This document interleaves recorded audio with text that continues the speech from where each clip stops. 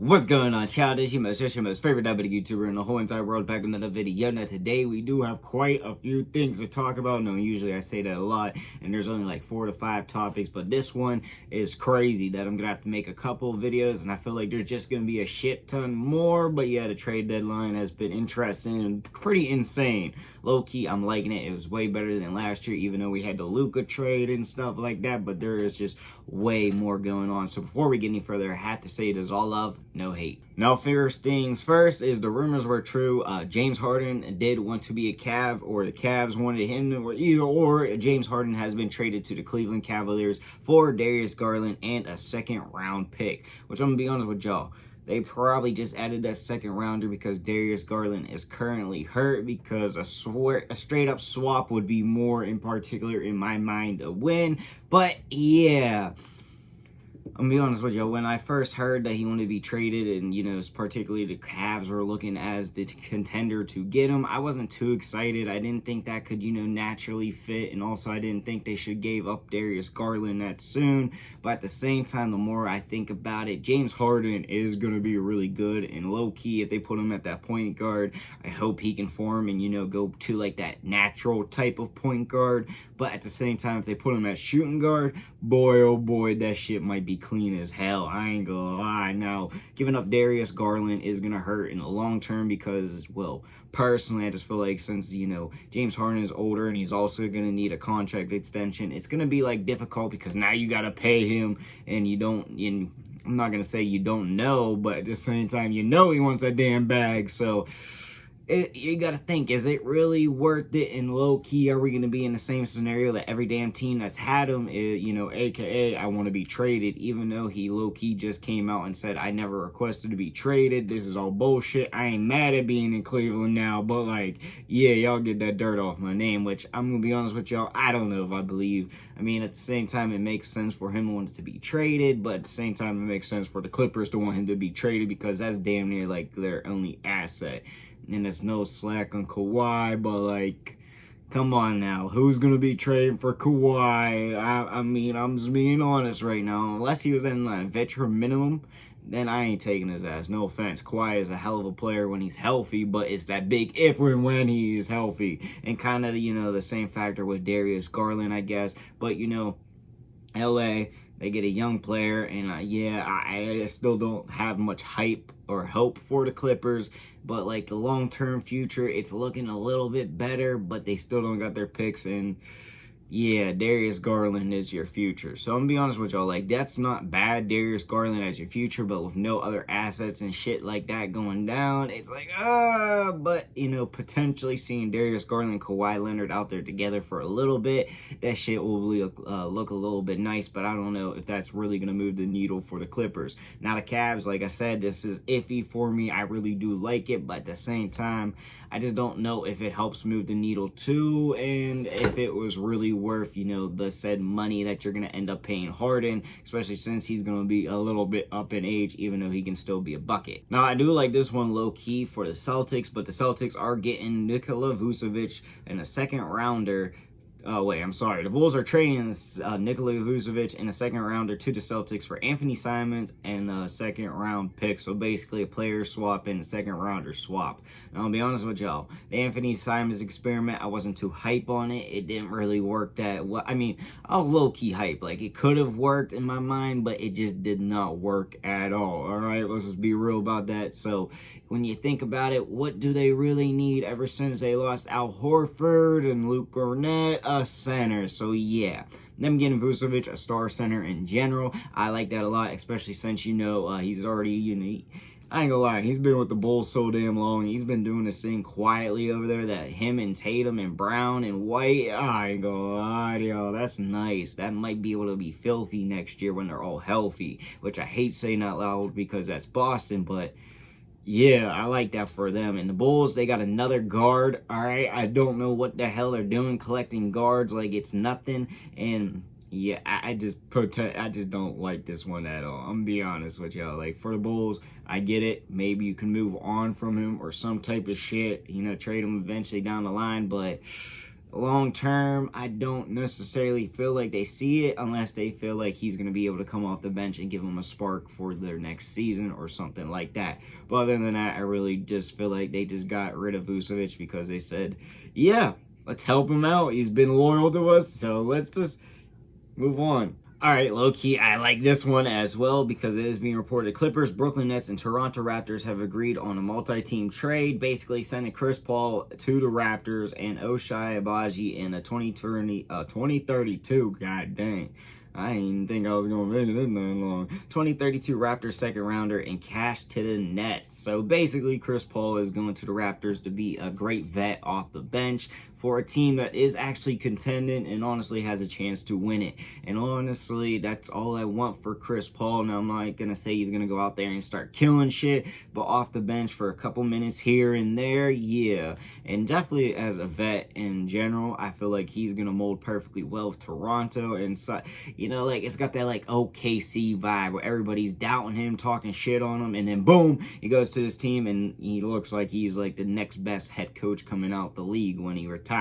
So I like this a lot. Now, Ochai Agbaji and a second rounder and cash go to the Nets. Basically, the Nets is get this shit, you know, for free. So, hey, that's nice. Ochai, youngish player, still has potential. Maybe not, like, the greatest potential, but can be something nice off the bench from a second rounder and then cash. That shit's always nice. So yeah, the other teams, they necessarily win. The Clippers, they win because they wasn't going to utilize him at all, so they ain't get jack shit in general. So at the same time, but you know, I'm playing. But Toronto, again, Chris Paul, I truly love that, and I truly love that for Chris Paul as well. So this is the big boy right here, but it is being reported that Anthony Davis is being traded. Well, Anthony Davis, Jaden Hardy, and D'Lo and Dante Exum are being traded to the Washington Wizards for Chris Middleton, A.J. Johnson, Malachi Branham, Marvin Bagley, my bad, started stuttering in my mind, 2 first rounds and 3 second rounders. So basically, the Mavericks got from Luka Doncic, like Marvin Bagley, like, you know, low-key, not that much, but low-key, I like using that word, so don't come at me in the comments, but I like this a little bit for the Wizards and the Mavs. Not too crazily, the Mavs, I just feel like they took a big ultimate L just to begin with this whole entire trade. The Luka one, obviously, but not too stressed on the past too much, but like 2 first rounders, I don't necessarily know who first rounders, but like that's not bad at all. Like, they could be good picks, they could be terrible picks. That's the future. We'll have to wait to see how those plan out. Malachi Branham, Marvin Bagley. I mean, Marvin Bagley, low-key's been playing decent, like, in a role player stance. I want to say he's, like, a future star or anything, and even though I was really hype on the man and still feel like he could still, you know, be a submittable, you know, like backup or something like that. You know, and Branham, A.J. Johnson, and Chris Middleton, low-key, they might waive Chris Middleton, and I would like him to come back to Detroit if possible. I don't know if that's even going to be able to, but yeah, I wouldn't mind having him as a vet or anything, you know, come back to Detroit. You could retire where you started that shit, and then we fumbled that shit, but yeah.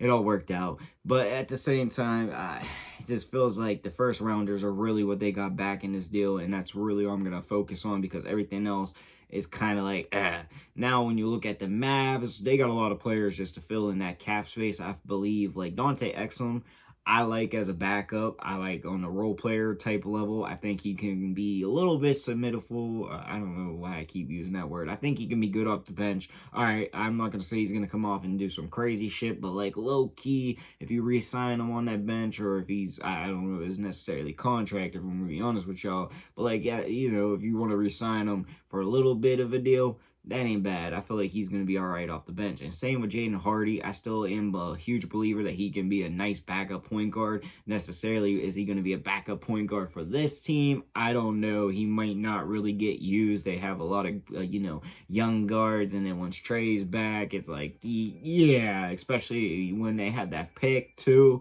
Because they have their own pick this year.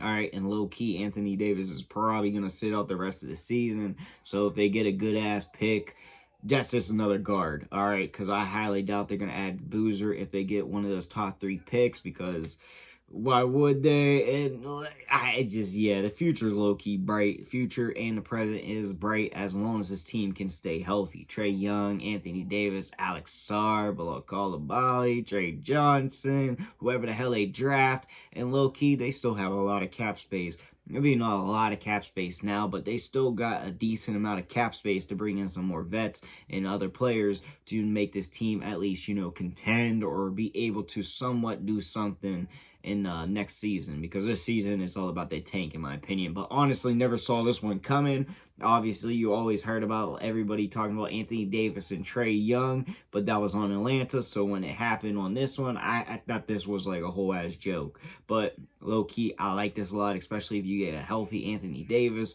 But I heard, I think it was Gilbert Arenas say that this is East Coast Anthony Davis. And low key, I started thinking about that shit. Like, what if he does get back into his old ways because he's from Chicago? So what if he gets into that East Coast bag, which really made him into the person, he was supposed to be / is. I don't know how to correctly say that, but like low key, I started thinking about that shit. I'm like, yeah, this might make them even deadlier, even though it's just a huge ass hypothetical, and I feel like they're still going to be a nice team, but long term, they're going to be crazy, and short term, yeah, it's going to be something to watch for sure. Now, this one truly blew my mind, and I honestly still don't understand it. Like, even if they just thought, why are we wasting our time? I still don't understand it, because A, this player was hurt and you still haven't given him enough time. And even though you drafted somebody who could play small forward or shooting guard, who has more potential and probably is going to be better than him, it just don't make no sense to me. But it is being reported that Jared McCain is being traded to OKC Thunder out of everybody for a 2026 Rockets first rounder and 3 second-round picks. So basically, they swapped him for a late first rounder, which sounds just hideous. I'm not going to lie to y'all, especially going to the Thunder. That makes that shit even crazier, all right? Because the Thunder already have plenty of young talent who are balling, but now they got Jared McCain, who could low-key still, be something really good. And even if over in OKC he just comes off that bench, he still could be really damn good. I'm sorry, but like, this could be like not exactly, but like, low-key Alex Caruso's replacement. Now, I'm not saying they're the same player or anything, but like, that role, okay? That's what I'm trying to say. Now, defensively, Jared McCain would have to do a lot if we were actually going to compare the two, like that type of shit. Now, I really don't know what the hell to say. I never expected the 76ers to do this. Like, I get it, Tyrese Maxey is your point guard of the future, your star, and I get you have money wrapped up into Paul George, Joel, and VJ Edgecombe is the man, and, another guard and all of that, but they just got rid of him so quick. He was looking really good last year, and then this year he was injured, came out, and he wasn't looking the best. And, obviously with all them damn injuries, the man's going to take a minute, and they said, nah, fuck that, we done. We seen enough, and they shipped him off for a late first rounder of everything they could have got. They shipped him for a late first rounder. Now, maybe they are trying to cook something else up, but at the same time, it just does not make no damn sense to me. I don't like this at all for the 76ers. Of course, OKC, they win again. Like, holy shit. Even if Jared McCain ends up not having a career, not bouncing back or anything, which, knock on wood, and I don't see that happening, OKC still really won this trade because a late first rounder in general ain't shit for them, when literally they could get the Clippers first rounder and oh my god, just all the hypothetical, like, first overall, 1, 2, 3s and craps they can get for generations, it feels like, is insane. So, yeah, shout out to OKC. They win again. And 76ers, I don't know what they're trying to do here. Hopefully, it makes more sense in a minute or something like that. But right now, the fuck. So, Kobe White has been traded to, Kobe White and Mike Conley Jr. have been traded to the Hornets for Colin Sexton Jr. God dang. Learned this, but he's kicking my ass tonight. My bad. Colin Sexton, Ousmane Dieng, and 3 second rounders. Now, I'm gonna be honest with y'all. I didn't even know Charlotte had Ousmane Dieng. Like, I'm gonna be honest with y'all. But low key, Chicago getting him, I like that. He's a young player who still has potential, so of him going to Chicago where they are low-key getting like stacked up and finally doing a rebuild the right way, or somewhat the right way, I like it a lot. Now, does it have like a lot of potential? Yes. But does it have like a lot of like, yeah, right now? No, not necessarily. But, you know, for Kobe White, you also get 3 second-rounders and then Colin Sexton's in there for the money. So, yeah, that's low-key a nice deal. And I like what Charlotte is cooking up over there. Charlotte, low-key, is looking nice. Like, I'm gonna be honest with y'all, I know everybody hates on them, but, like, they're low-key just building something there, and I just feel it. Now, I know they are killing it or have been doing their thing, but, like, yeah, like, you could go back in a minute ago, and I've said that I was a fan of what they are doing, and I feel like they're doing it low-key right, and they finally are doing it right is what I'm basically trying to say. And I don't know if they're done cooking up, but I like it. I like it a lot. Does it help them right now? No. Well, I mean, does it help the Chicago Bulls right now? No. But it does help the Hornets right now and in the future. My bad. My mind went all over the place. Too many C's. But anyways, let's talk about the Charlotte Hornets now. Because basically they are getting Mike Conley Jr., who is a good veteran. Now, I'm going to be honest with y'all, there is a chance that they cut him, or not cut him, release him, you know, and he goes signs with a contender or something like that. Of course, there is that possibility. But there is also a huge possibility that he stays there and does somewhat of a backup role. Maybe not that many minutes, but you know, more of like the mentor role for LaMelo and all the younger guards on this team. And also, Kobe White.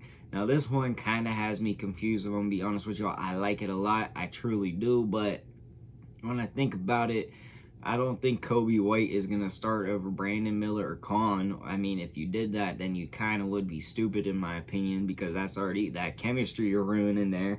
But if he is to be coming off the bench or something, then low-key, that shit going to be deadly. Like, you know, he went to UNC, I believe. I can't recall. I might be tripping on that. So, you know, he's kind of familiar with that type of area. So, sending him back where he was first killing it, maybe not first killing it, maybe like second time or whatever you want to technicalize it as in college, that might be a good new start for him, a new fresher start than he was, because he still showed a lot of potential in Chicago. Maybe not like starting potential like truly a lot of people thought he was going to be. I thought he was going to be killer, I ain't gonna lie, but low-key, him as a role player, I do like that a lot.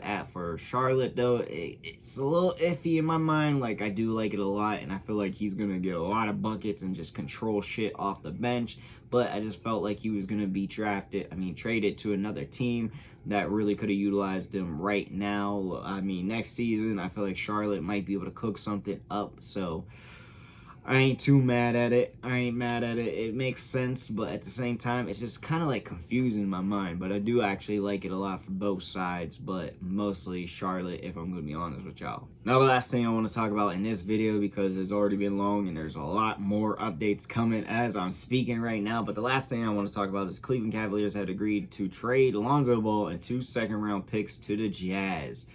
Seems like they traded him for nothing, so basically they just want to get rid of his cap. Now, they had to give up second-rounders to get rid of him, which is second-rounders, so at the same time, it's not that crazy, but like it is.